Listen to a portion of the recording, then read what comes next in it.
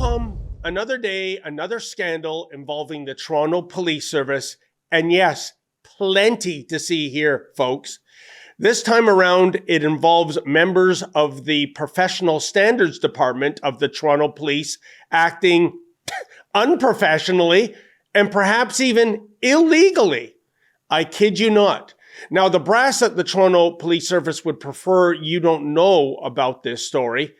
Too bad, so sad, because we feel that exposing incompetence, corruption, and criminality at the Toronto Police Service hopefully acts as sanitizer, even though Chief Myron Demkew has a different opinion. Please disperse. Nothing to see here, please. Now here's the skinny involving the latest scandal down at the cop shop. Last week, the Professional Standards Department was tipped off that Toronto police officers at 22 Division were allegedly drinking alcohol while on duty. That's a serious allegation, but it appears there is no proof in the pudding to support this claim. In any event, Rebel News obtained a memo from the Toronto Police Association written on March the 2nd. The memo notes that members of Professional Standards basically raided a Toronto police station. They descended upon 22 Division last Thursday at 3 a.m., when nothing good ever happens. The memo notes that when members completed their shifts, they were taken to an office and had their personal belongings searched. Some officers did not give their consent. Others felt they had no choice. In one case, one officer was asked to submit a field sobriety test.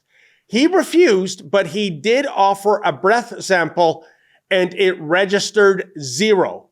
As well, nothing illicit was found in any of the belongings searched. The Toronto Police Association notes that at no time was the union contacted about this incident. Indeed, one member asked to call the TPA and was denied. In the memo, the TPA states the following, quote, "To say we are concerned about this incident is an understatement. From the information we've gathered, this incident appears to be an egregious violation of service policies and procedures, the collective agreement, and the charter rights of our members," end quote. And so it is that the TPA is now on the warpath. Here's how the association is addressing this matter. 1, a lawyer has been assigned to the affected members, and a complaint will be filed against Andy Singh. Singh is the unit commander of professional services. As well, the TPA is asking that an outside police service conduct the investigation. 2, a letter will be sent to Toronto Police Chief Myron Demkew and Toronto Police Service Board Chair Shelley Carroll asking that Superintendent Singh be immediately transferred from professional services and his promotion to Chief Superintendent be upheld until further notice. And 3, a grievance will be filed on behalf of all affected members, citing a gross overstep of management rights, an inherent denial of representation, and a violation of the rights to which all members are entitled.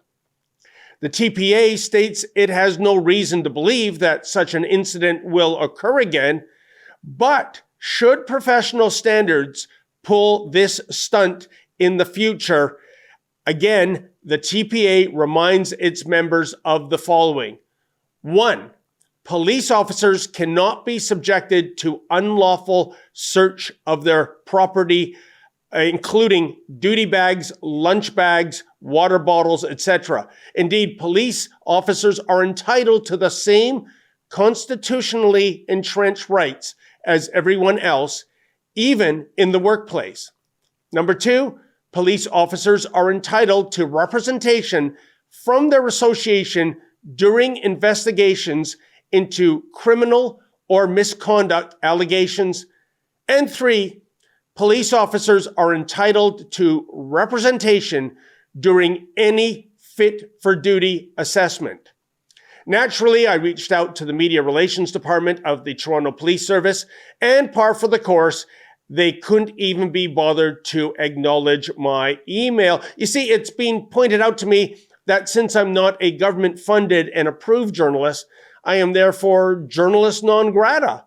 In fact, I'm even forbidden from attending police press conferences. Isn't that so very odd, folks? The TPS is currently involved in what is perhaps its biggest scandal of all time. Several police officers have been charged with everything from fraud and theft to conspiracy to commit murder. And in the aftermath, Chief Demkew said he was committed to transparency and accountability. Really? Are you feeling that right now, folks? I'm not. Not when the police pick and choose which journalists they'll grant interviews to.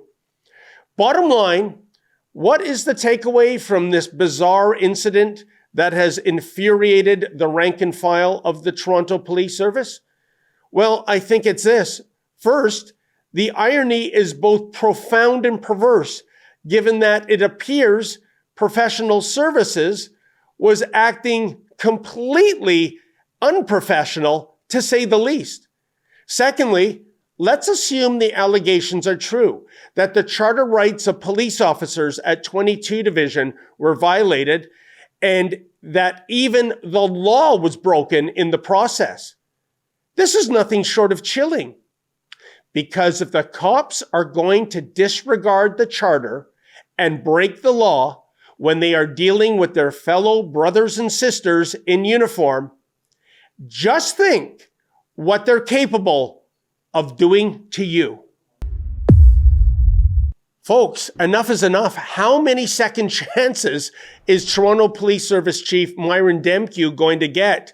This is getting embarrassing. And if you feel like we do, please go to our website, firethechief.com. That's firethechief.com. Put your name on the petition telling Demkew it's time for him to get packing. And if you're able to, kindly make a donation so that Rebel News can continue to bring you the sort of journalism you've grown accustomed to.